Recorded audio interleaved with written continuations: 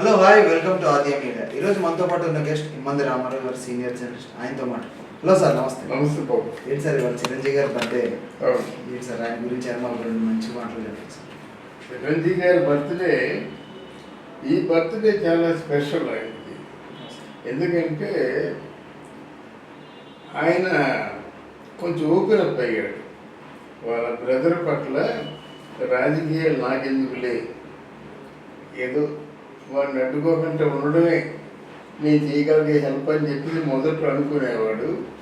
ఇప్పుడు అలా కాకుండా నా తమ్ముడిని ఎవరైనా ఏమైనా అంటే తాట తీస్తా అని చెప్పిన దగ్గర నుంచి ఇంకా రోజా గురించి మాట్లాడితే ఆవిడ గురించి మాట్లాడే స్థాయి నాది కాదు అని ఎలాగా మాటలతో సమాధానం చెప్పడం, మాట సమాధానం చెప్పడం కొత్తగా చూస్తున్నాను చిరంజీవి గారిలో.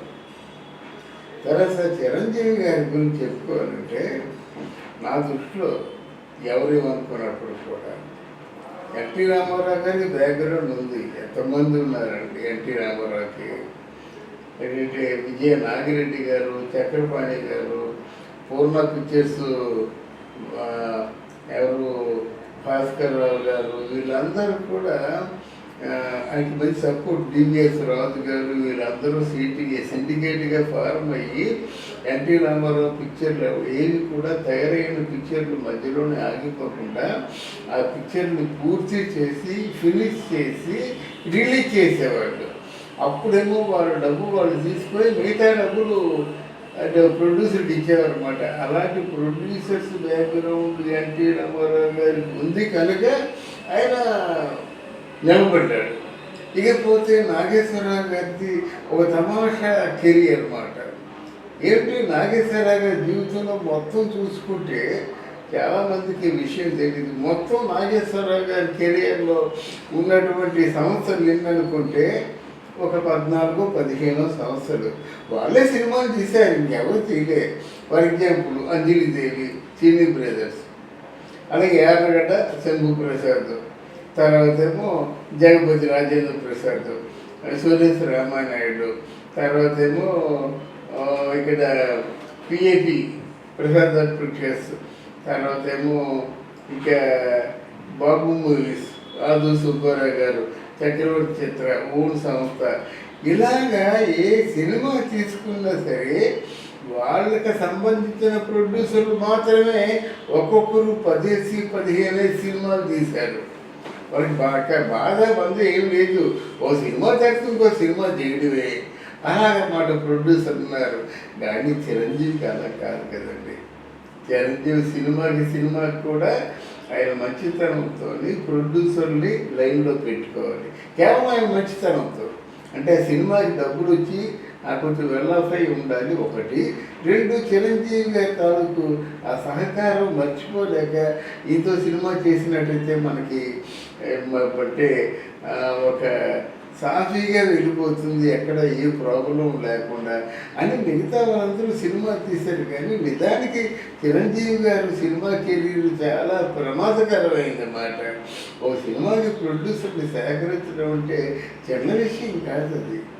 ఎందుకంటే ఆ ప్రొడ్యూసర్కి పెట్టిన పెట్టుబడికి అంటే తిరిగి లాభాలు రావాలి, రిటర్న్స్ రావాలి, లాభాలు రావాలి. అప్పుడేం చేస్తారంటే ఆ లాభాలు ఇంట్లో పెట్టుకొని ఆ లాభాలతో ఏదో ప్రాపర్టీ, శాశ్వతమైన ప్రాపర్టీని కొనుక్కొని ఆ పెట్టుబడితో మళ్ళీ ఇంకో సినిమా చేస్తారన్నమాట. అది వాళ్ళ అలవాటు. ఇప్పుడు చిరంజీవితో సినిమాలు తీసినా, ఎవరితో సినిమాలు తీసినా సరే వాళ్ళు పెట్టిన పెట్టుబడి అలా ఉంచేస్తారు. వచ్చిన లాభాలు పెట్టుకొని ఆ వీధిలో ఇల్లు అక్కడో ఏదో కొనుక్కుంటారు స్థలాలు. నాకేళ్ళు ఎంత కష్టం అండి. ఈరోజు చిరంజీవి నిలబడ్డాడంటే ఎప్పటికి కూడా నాట్అవుట్ బ్యాట్స్మెన్గా ఉన్నాడంటే ఇప్పుడు కొత్త వాళ్ళు వచ్చేసారు కదా. ఎక్కడ ప్రభాస్ వచ్చాడు, మహేష్ బాబు వచ్చాడు, తారక్ వచ్చాడు, అల్లు అర్జున్ వచ్చాడు, రామ్ చరణ్ వచ్చాడు. వీళ్ళందరూ వచ్చిన తర్వాత సాయి ధరమ్ తేజ్ వచ్చాడు. వీళ్ళందరూ వచ్చిన తర్వాత ఇంకా నిలబడ్డాడు అంటే ఇప్పుడు ఒక చిరంజీవి నిలబడ్డాడు, అటు పక్క బాలయ్య బాబు నిల్చున్నాడు, కొంచెం నాగార్జున కొంచెం వెనకబడ్డాడు వీళ్ళతో పోల్చుకున్నట్టు. అంతే కదా, వెంకటేష్ వదిలేసుకున్నాడు, సంవత్సరానికి ఒకటో రెండో సినిమాలు చేస్తున్నాడు.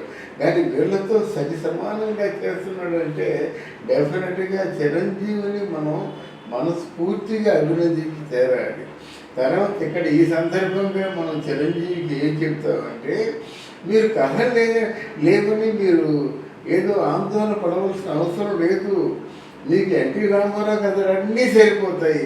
ఏం కొండవీడి సింహం మీరు చేయలేరు, ఏ మేజర్ చంద్రకాంత్ మీరు చేయలేరు, ఏ దక్షిత్ చౌదరి మీరు చేయలేరు, ఏ బొబ్బులి పులి మీరు చేయలేరు. ఇలా చూసినట్టయితే ఆ ఎన్టీ రామారావు గారు చివరి రోజుల్లో చేసినటువంటి ప్రతి పిక్చర్ని కూడా మీరు చేయగలరు. అది చేసి చూడండి. తర్వాత తెలిసి ఫ్లాప్ డైరెక్ట్ని ఎవరైనా పెట్టుకుంటారా? మీరు ఎప్పుడైతే ఫ్లాప్ డైరెక్ట్ని పెట్టుకున్నారో అప్పుడే అందరూ ఆశలు వదిలేసుకున్నారన్నమాట. ఒకవేళ దైవాధీనం సక్సెస్ అయితే అవ్వచ్చు, లేకపోతే మనం ఎక్స్పెక్ట్ చేస్తున్నాం కదా మెహర్ అనే సినిమా అటర్ ఫ్లాప్ అని, అలా అనుకున్నారు, అలాగే జరిగింది. ఇక ముందు మాత్రం మీరు ఎక్స్పెరిమెంట్ చేయొద్దు. ఎందుకంటే వాళ్ళ టైం బాగాలేకో ఏ కారణం చేతో బుర్రకాయ లేకో సినిమాలు ఫెయిల్ అవుతాయి. అలాంటి వాళ్ళు మీకు ఒక నిర్దేశకుడిగా పెట్టుకొని మీరు దెబ్బతిని ఆయన దెబ్బతిని మీ కెరీర్లో ఒక మాయన మచ్చలాగా మిగిలిపోయే పరిస్థితులు మీరు రాకూడదని నేను కోరుకుంటున్నాను. ఇప్పుడు చాలా చిన్నప్పుడే ఇండస్ట్రీకి వచ్చి బాగా కష్టపడి సొంతగా ఆయనే స్టార్ అయ్యారు సార్. ఎలా సార్ అసలు ఎంత టాలెంట్తో చాలా చాలా పెద్ద హీరోస్ ఉన్నారు. ఎన్టీ రామారావు గారు, ఏఎన్ఆర్ గారు, కృష్ణరాజు గారు, కృష్ణ గారు. అంటే ఈయన ఒక తను సాంఘిక సినిమాలు చేసినప్పుడు నాగేశ్వరరావు గారిని ఆదర్శంగా తీసుకున్నారండి. అలాగే కొంచెం మాస్ క్యారెక్టర్లు వేసినప్పుడు రామారావు గారిని ఆదర్శంగా తీసుకున్నారండి. కానీ ఇద్దరిలోంచి వ్యవహార శైలి, డిసిప్లిన్, తర్వాత ఇప్పుడు ఎన్టీ రామారావు దగ్గర నుంచి వాళ్ళ కుటుంబాన్ని ఎలాగ ఎన్టీ రామారావు గారు చూసుకున్నారు, ఇట్లాంటి వాటిని ఫాలో అయ్యారు. ఎందుకంటే రామారావు గారు తమ్ముడిని ఎలా చూసుకున్నారో చిరంజీవి గారు కూడా తమ్ముడిని అలాగే చూసుకున్నారు. చిరంజీవి గారి తమ్ముళ్ళు అందరూ బాగున్నారు కదా. కొంచెం ఆరెంజ్ సినిమా తీసి దెబ్బతిన్నప్పుడు కూడా ఇటు చిరంజీవి ఆదుకున్నాడు, అటు పవన్ కళ్యాణ్ ఆదుకున్నాడు ఒకటి.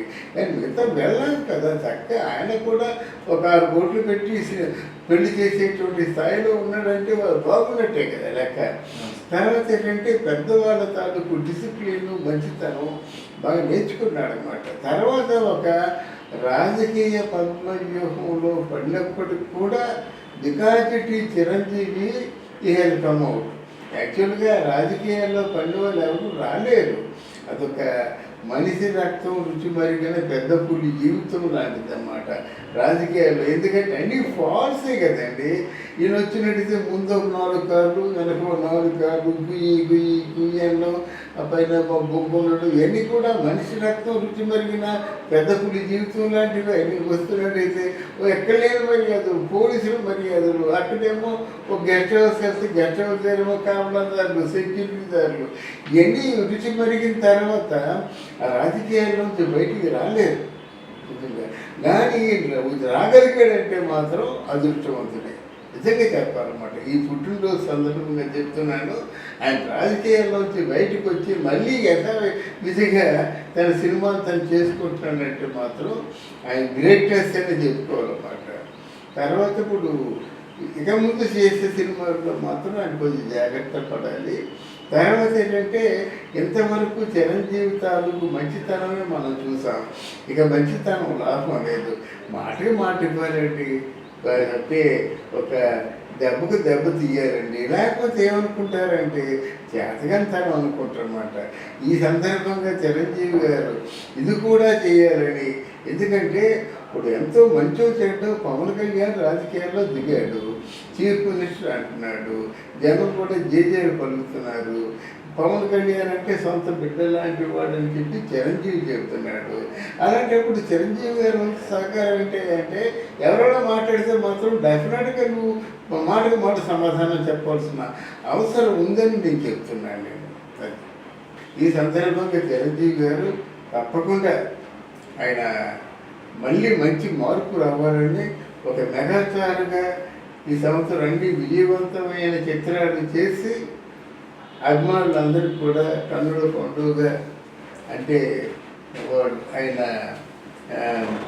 అంటే ఒక సెలబ్రిటీగా ఒక మెగాస్టార్గా పేరు తెచ్చుకుంటారని ఆశిస్తూ సెలవు తీసుకుంటున్నాను. Thank you sir. Thank you అమ్మా, థ్యాంక్ యూ.